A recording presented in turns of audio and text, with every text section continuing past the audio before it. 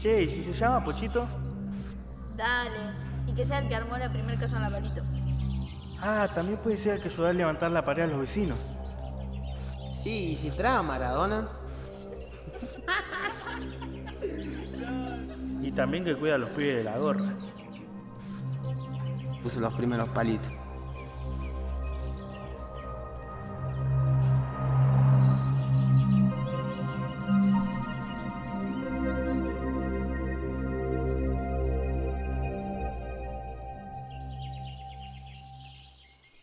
La idea empezó hace varios años. Yo me dedicaba a pintar la historia de algunas personas que vivían en una situación económica complicada y de a poquito me fui trasladando a la historia de los barrios en donde vivían estas personas. Y empecé a pintar cómo surgieron la mayoría de los pequeños pueblitos y barrios de La Matanza, siempre sobre el conurbano. Tenía la idea de subirle el volumen, de alguna manera, a esas voces que poco se escuchaban. Y así de a poquito me fui acercando a espacios que me generaron más sentido de pertenencia y terminé llegando a La Palito, que empiezo a trabajar en la escuela número 95. Y de la escuela me terminé acercando al espacio socioeducativo llamado Sumate Vos También. Y me predispuse a proponerles a mis estudiantes empezar a investigar la historia del espacio que habitaban. La historia de La Palito.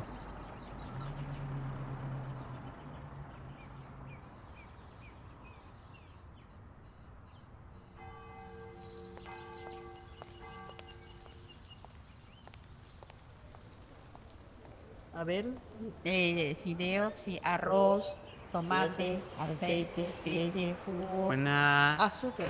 Sofía. Hola, Ay, hijo. hermana, ¿cómo están? Tanto tiempo. ¿Estás? ¿Qué haces, hermano? ¿Todo bien? ¿Cómo andan? Acá Hola, trabajando, ¿Cómo estás? Todo bien. ¿Logrando un ratito? haciendo unos pedidos. Oh, ¿me puedo traer una sillita?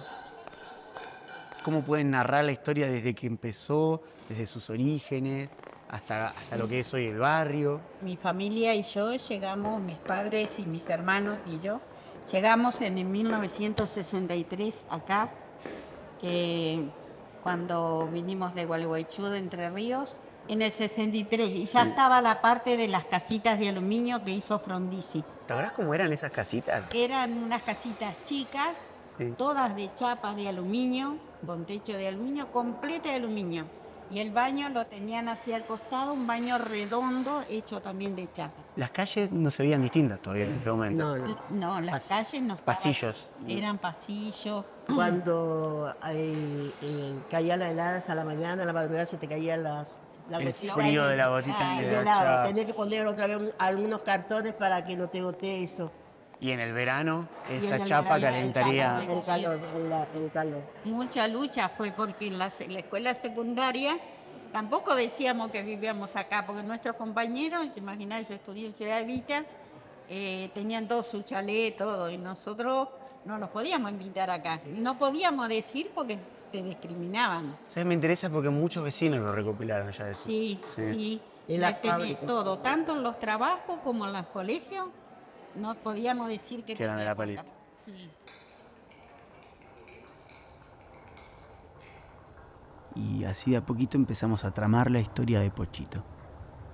Pochito llega al barrio más o menos en 1930, 1920, cuando todavía era todo campo y monte. Teniendo 14 años, construye una primera casita de chapa y cartón. Y muy a poquito empieza a dividir ese gran territorio en terrenos. Y lo divide usando palitos. Un poco más adelante, cuando pasan los años, Pochito construye una fábrica. Y eso produce una inyección de gente que hace que se forme una comunidad un poco más grande. Y entonces fue necesario un nombre. Así que se bautizó al barrio Villa Palito. Ya para el 2003, 2004, se inicia y se completa parte del proyecto de urbanización que planean Pochito, Néstor y Bachi. Y entonces las casas que eran de chapa, cartón y aluminio pasan a ser de material. Quería saber cómo, vos que trabajás con adolescentes, por ahí me puedes dar alguna pauta, algún indicio de cómo podría caracterizar a este chico, a este adolescente. Bueno, Pochito Me parece que es un joven que muestra una realidad, ¿no? Que atraviesa diferentes momentos y que es lo que las adolescencias nos muestran, ¿no? La realidad que viven, que a veces es dolorosa. No, a mí me parece importante esto de construir con ellos, ¿no? Con ellos su historia, porque ahí es donde pueden ponerse en valor. Conversando sobre las adolescencias y sus inquietudes, sus problemáticas también, apareció una escena que luego se desplazó hacia una pintura. Pochito tiene una recaída. Y luego de eso, Pochito logra rehabilitarse gracias a un personaje que empieza a tener preponderancia en el barrio, y es el Padre Bachi. Pero esa escena, de algún modo, representa una de las tramas por donde transitan algunas de las adolescencias del barrio.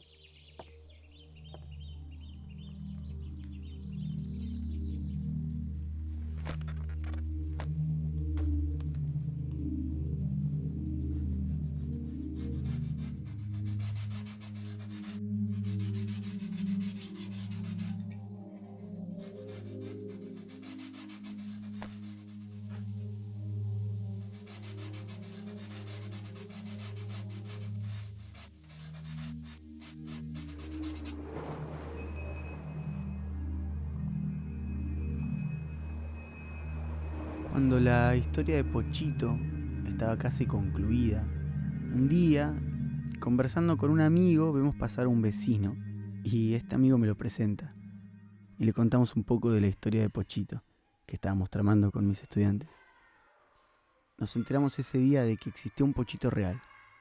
Un Pochito que hacía unos cuantos años había muerto en el barrio, a los 14 años.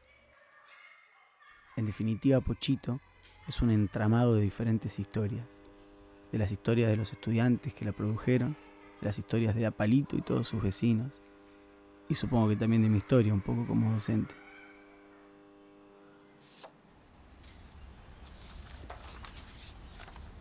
Lo último que supimos de Pochito, ya para el 2020, en plena pandemia, fue que tocó la murga en el funeral del Padre Bachi, todavía con sus 14 años, casi 100 años después de su llegada al barrio. Después de eso se armaron otras versiones. Algunos le dieron a Pochito un final trágico. Algunos dijeron que terminó en Canadá. Bueno, para algunos Pochito finalmente creció y se casó. Lo cierto es que a ciencia cierta nadie sabe bien qué pasó con Pochito. Quizás se fue a otros barrios a seguir urbanizando.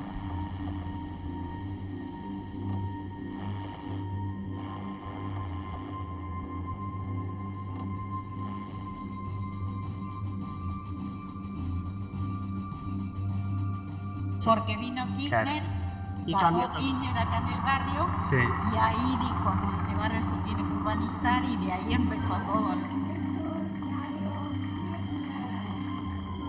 Y era todo campo, y había unas que otras casitas.